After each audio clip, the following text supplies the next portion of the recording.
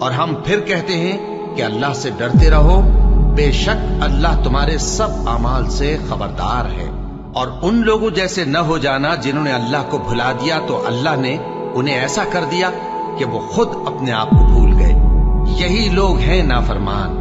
اہل دوزخ اور اہل بہشت برابر نہیں، اہل بہشت ہی کامیابی حاصل کرنے والے ہیں۔ اگر ہم یہ قرآن کسی پہاڑ پر نازل کرتے تو تم اس کو دیکھتے کہ اللہ کے خوف سے دبا اور پھٹا جاتا ہے۔ اور یہ مثالیں ہم لوگوں کے لیے بیان کرتے ہیں تاکہ وہ غور کریں۔ وہی اللہ ہے جس کے سوا کوئی معبود نہیں، پوشیدہ اور ظاہر کا جاننے والا، وہ بڑا مہربان ہے، نہایت رحم والا ہے۔ وہی اللہ ہے جس کے سوا کوئی عبادت کے لائق نہیں، بادشاہ حقیقی، ہر عیب سے پاک، سلامتی دینے والا، امن دینے والا، نگہبان، غالب، زبردست، بڑائی والا۔